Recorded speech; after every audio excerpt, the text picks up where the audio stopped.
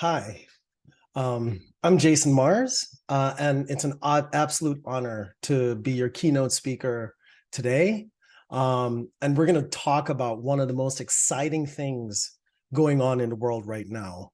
But what we'll do first is we're going to look back to see how we got here in the blink of an eye. So let me share my screen. Hold on. This always takes longer than it should. Okay. Very cool. So the title of my talk is to present the present and future of conversational AI. Now,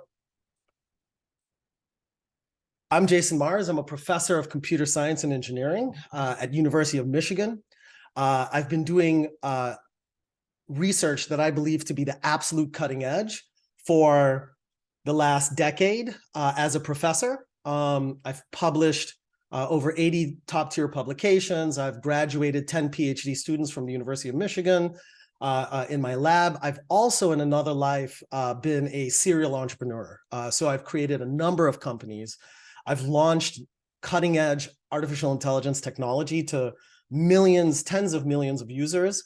I've got various accolades. It's always a little weird to kind of brag about yourself, but the key point is I've spent a lot of time working and thinking about these problems and doing the best I can to create the types of innovations that's going to move us forward. So today I want to tell you guys a story. It's a true story. It's a story of how we got here in the blink of an eye. So we're going to look at the way the world used to be, what changed, and what sparked the AI revolution that's taking over our world today. So let's look at how we got here. Now, before we step back, I want to introduce you guys to an interesting observation. So right now, we are in the midst of what I call an AI industrial complex. If you look at the top 15 market capitalization companies in the world, that is, what is the industry that's driving our world economy?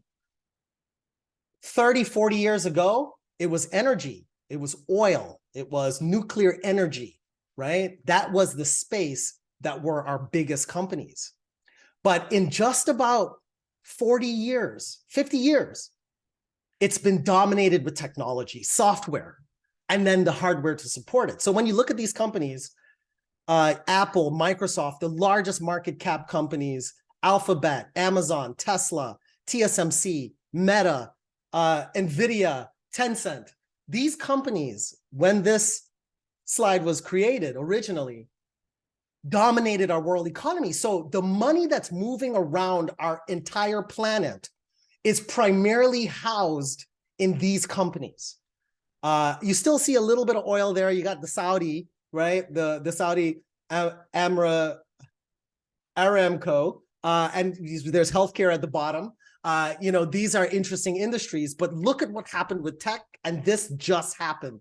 Oh, by the way, you might be saying, I've heard a lot about the layoffs, and I heard that the tech industry the stock is going down, but look at the current capture. So I originally took that slide in 2020. We are still observing technology dominating our world economy, even with the economic challenges that we have today. Same companies, a little bit, we don't see Meta on there anymore, poor Meta, but these companies are driving our world economy. Now, how did this just happen? What do I mean when I say it just happened? So we're going to look at the key evolutions that brought us to this place. Let's start in 1980. So I say about 40 years ago, because about 40 years ago is when we saw the first PC hit the market. Before this year, there was no computers that we used, right? There was no computers in our house, computers in our pocket. There were no computers effectively in the consumer market en masse at all. The first PC happened in 1980 with Apple II and the IBM PC, circa 1980, around 1980. And then just a short time after, we saw the internet. This is what, 20 years later. we see the internet come to a fore. So in 1999, that's when we saw the .com bomb. Everyone knows this. The investors, the venture capital investments were a little bit ahead of the market. They saw that this is going to change the world. They saw it's going to dominate our economy. So they invested heavily, but they were early, right? Because we didn't know how to organize the internet yet. We didn't know how to really make the information accessible and scalable. We had challenges with the technology. We couldn't get videos streamed properly, even though they were trying to. You can't use a 14.4 baud modem to stream YouTube all day long. It's just we didn't have the infrastructure. So then we saw the bomb, but we figured it out. Just 5 years later, that's when Google saw the inflection point. Google came to the fore and started dominating because they had an algorithm that was better than Yahoo, right? Where you have to categorize things manually. It was able to automatically organize the internet so people can access it. And this is the same time social media came onto the scene en masse. 2004 is when Facebook launches. This is 5 years later. This is the epic speed of our entire world changing in the blink of an eye. And at this moment, you might ask, okay, cool, that's interesting, but we are in an AI revolution. How did that happen? At this particular moment, we saw the perfect storm across three independent pillars that can create the landscape for what we experience now as the AI revolution. So we had copious amounts of data. Now the internet is live and breathing. Social media, people are generating content all the time. So we had lots of data, and you need data for AI. The models had evolved in the research community. The models were ready early. In the 80s is when the first models were there, but no one had enough data to train it. And then it takes a lot of processing to train it. At this moment is when we've started putting the equivalent of old supercomputers in our pocket, in our phones. Our smartphone processing could compete with a supercomputer from 20 years ago, 30 years ago. And so at this moment, we had the makings for what I call the experiments. And this is where artificial intelligence became commercially realized or demonstrated. The promise of it was demonstrated with two experiments. In 2010, circa 2010, both Google launches ImageNet. That was the technology where an AI can recognize what's in pictures because Google had access to the data. So they labeled it all kinds of images, and they created a model using deep learning that was able to recognize what's in the picture. It's a cat, it's a dog, it's a train, it's an automobile, it's a person. And that was the demonstration of deep learning's power in being able to learn way more than we've ever realized with older machine learning techniques. And at the same time, Apple Siri launches this year, and that whetted the appetite of the market. All of a sudden, the thing that we've been dreaming about since we were a species of being able to talk to our computers, and it's like a person. We've always wanted this in the sci-fi movies before the computer even came to the fore in 1980. Star Trek would have a computer you can talk to in the 60s. So this was our dream, and we saw it for the first time in 2010 because the technology allowed it. And then the market changes. The science changes first. In the scientific community, we saw a massive spike in performance. The upper right graph, it looks like things are getting worse, but that's the errors AI was making with speech to text. So the errors were going down. It plateaued in 2000. It wasn't using deep learning. And then when we had the perfect storm, we had the data and the processing and the models, we realized we can use deep learning and have a surge in improvement, in reduction in errors. And on the lower right, it shows the number of computer vision technologies that was using deep learning. In 2012 was the year when we saw a massive shift in the academic community when it came to leveraging deep learning to solve the Computer Vision World Cup, which is a competition for the best AI for vision tasks, face recognition, image recognition, etc. So, and now we're seeing the economy follow suit. We're seeing the investments rising, 2013 to present. This is how much the investment community is investing in AI. And if you look at those top dominating companies in the market, you've got Apple, Microsoft, Alphabet, etc. These companies are all touting themselves as AI companies today. Apple has Siri, Microsoft has Cortana, Amazon has Alexa, and this is the cloud computing platforms are spooled up with AI ready to go. GPUs are everywhere. You see NVIDIA, number 10 top company in the world economy, competing with oil companies in Saudi Arabia and such, right? So now we're in the AI moment, right? We were in the internet moment in 2000, and we were in the computer moment in 1980, and now we're in the AI moment. And just to emphasize how quickly this happened, this curve shows the last 12,000 years of human existence. And in those 12,000 years, it's only in the last, like I mentioned, 40 years or so that we've invented all of this stuff, right? Electricity actually happened in the last couple hundred years out of that 12,000. So electricity, computers, internet, AI, it's crazy. And now I just heard we're 8 billion people on the planet. So we've got to put our energies together to create the future that we want. Now, what exactly is AI? What is this thing, right, that is dominating our whole planet today? Okay, well, there's a lot of terminology that gets thrown around. Artificial intelligence, machine learning, deep learning. Well, today I'm going to demystify exactly what this deep learning thing. And that green bubble, the deep learning bubble, is what's responsible for the AI revolution because of that perfect storm. The trinity that created a green bubble revolution. So where did this come from, right? There's actually a lot of ways you can do AI and machine learning as indicated in this slide. You can actually just put some rules together and call it AI because it pretends to be smart.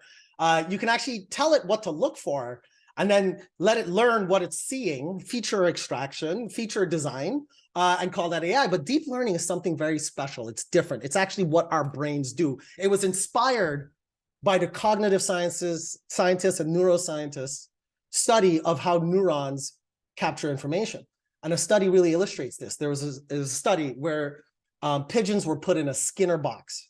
And what they experimented with is, can you train a pigeon to recognize the difference between a Van Gogh painting and a Chagall painting? I wouldn't have been able to recognize the difference like before I started studying AI, actually. I don't know much about art, but what they found is if they gave the pigeon a treat when it recognized the Chagall versus the Van Gogh correctly, the pigeon would learn to make the differentiation. And it's because of the neurons in the parent pigeon's head. You can train biological neurons, new kinds of information that it's never been able to do before, right? Because pigeons weren't born with this, right? That's an incredibly powerful tool that you can train at anything, really, these neurons, right? So of course, as computer scientists, what do? Well, we model that, right? So we created essentially a DNN, a deep neural network, is a simulation of actual biological neurons. Now, the special thing about biological neurons is you can't point to the intelligence, right?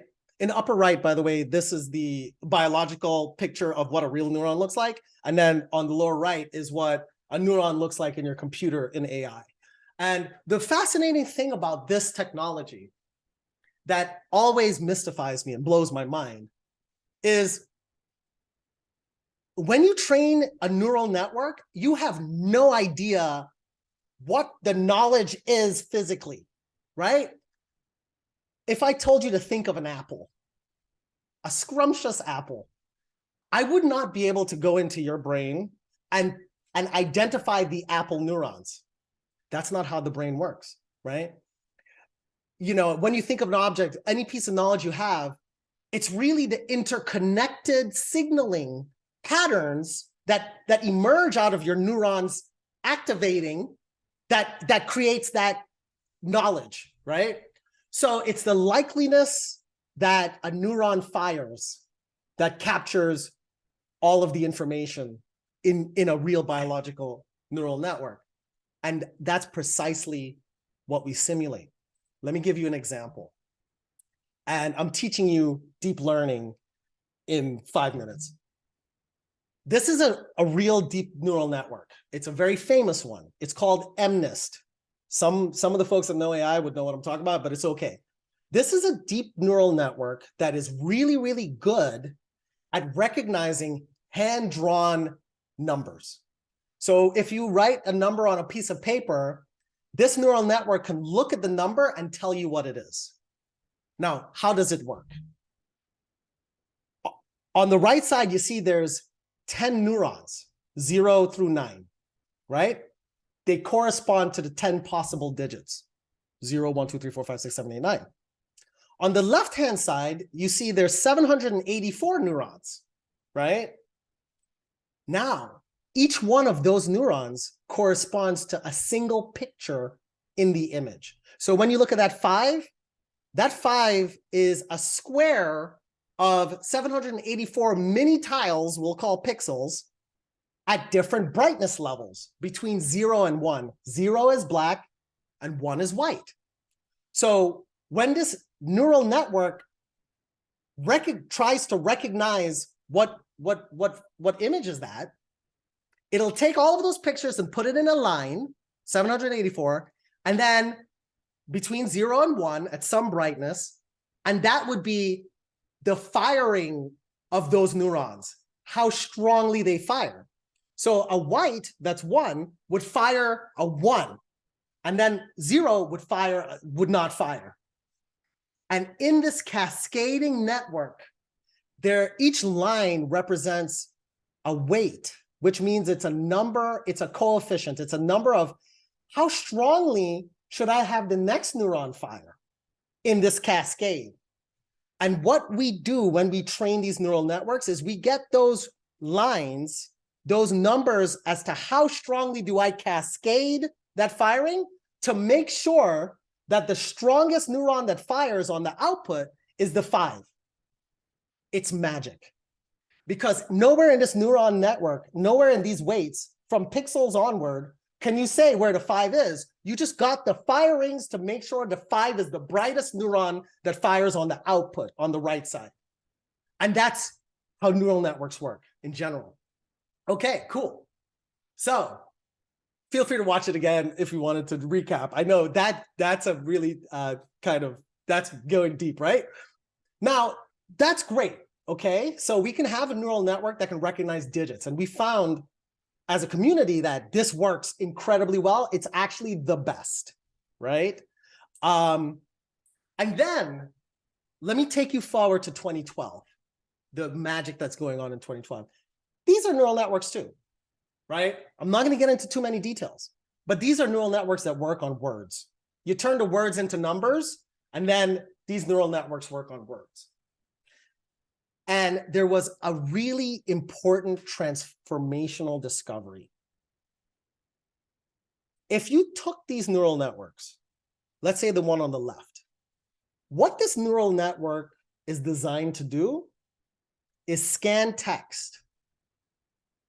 It'll look at groups of 5 words, and it'll train itself to predict the word in the middle. So it'll look at 2 words on the left, 2 words on the right, and it'll just read.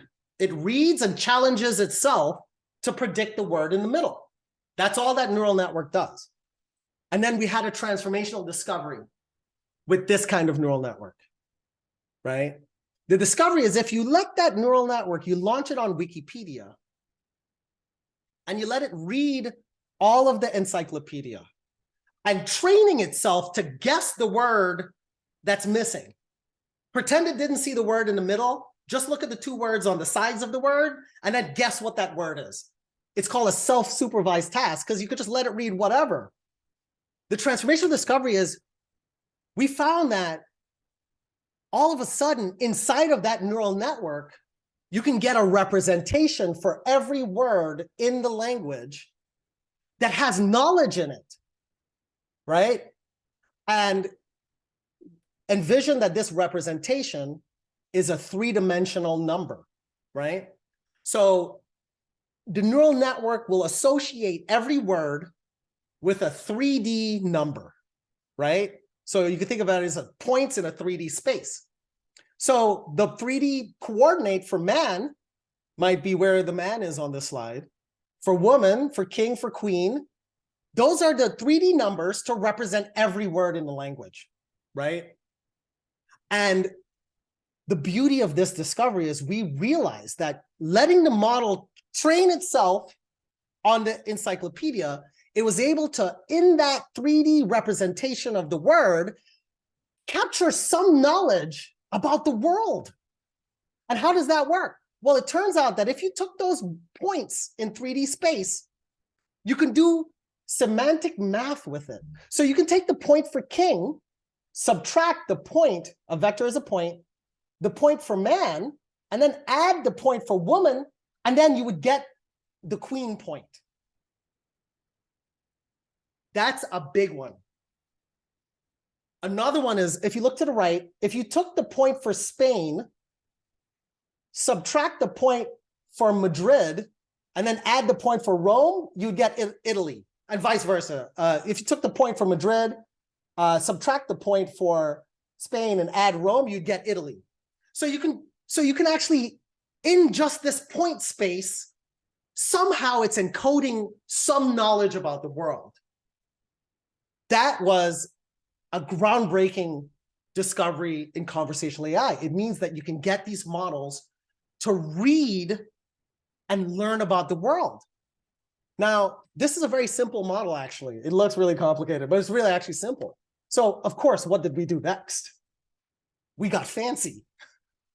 We said, what if we made this neural network like bigger and more capabilities? And then we had it read the internet. How smart could it get then? And maybe we change how it'll teach itself. This is called a transformer neural network. This is really the BERT contribution. And so we tried that and then learned even more. And then we tried the next level. Let's get even fancier. Why don't we make the model 1,000 times larger and then throw that on the internet and let that read it and learn a bunch of stuff about the world just by reading the text on the internet. And that was one of the biggest transformational advancements of late. It actually happened a couple years ago, like 2 years ago. It's called GPT-3. That's the GPT-3 revolution. OpenAI did this, and it cost $4 million to train one time, but it learned a lot. Indeed, it's worth a lot, right?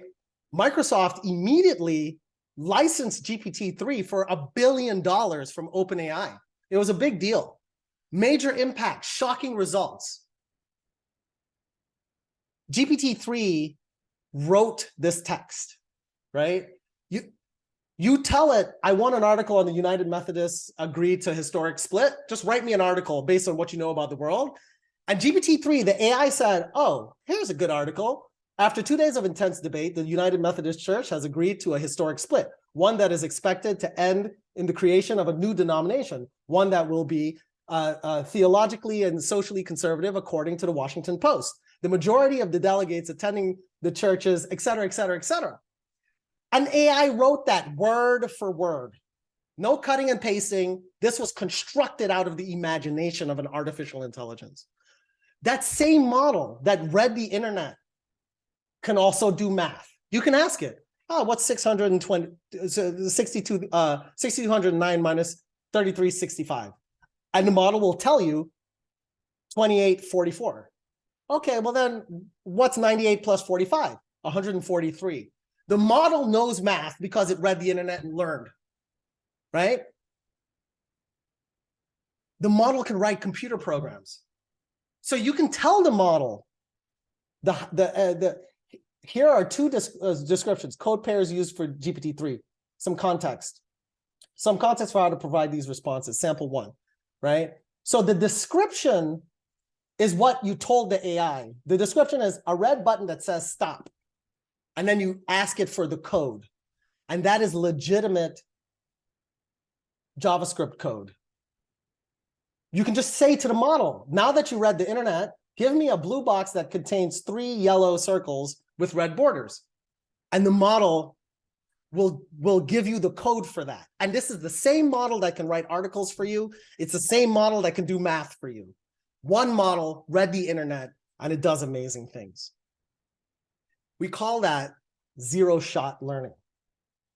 And that is what is taking over the world today. Zero-shot models. Models that taught itself so well that it can do things for you competently, right? Now, I'm almost there. There's some interesting details about this. One of the challenges with GPT-3 is that it took $4 million to train. It's not good. It's not democratized. We don't all have access. We don't have $1 billion to buy those kinds of models, right? Now, there's an interesting detail. GPT-3 will write stuff for you, right? You'll ask it to do things, and then it'll write it for you. It turns out that that's using the right side of that model. But if we could find a way to use the left side of this model, and I'm not getting into the details, this is the encoder part of the model, smaller models can do more interesting things. We can use encodings to do more interesting things, to do zero-shot formulations of things. And indeed, there's a way to do it, right? There's a way to take that smaller part of the model. This is the more, everyone has access to build interesting things with this.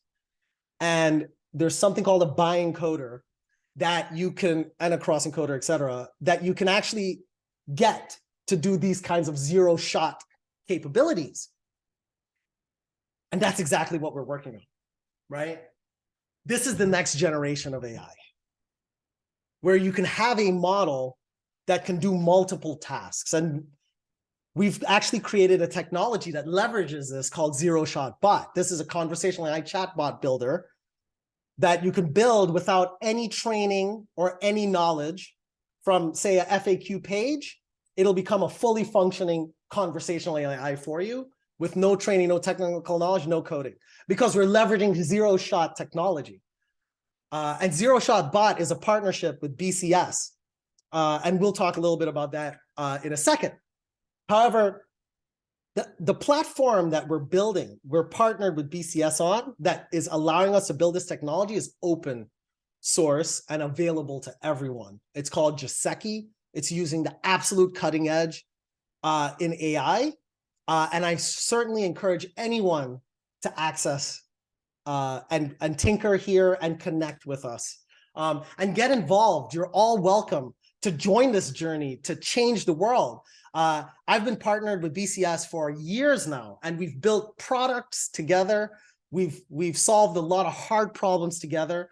BCS is one of the major contributors to the Giseki mission, working really hard in making sure that we can democratize the most advanced conversational AI to everyone on the planet, which is a mission of Giseki. I couldn't say, I look forward to another 5-10 years of this partnership and working with anyone in this audience to create the next generation of technologies together. Reach out and engage. And with that, I'd like to say thank you. And I'll be around for the QA in person and, well, virtually, but not video. And, if you'd like to learn more, just connect, just email or go to the website or, anything. So with that, thank you all. And, I look forward to meeting folks soon. Thanks.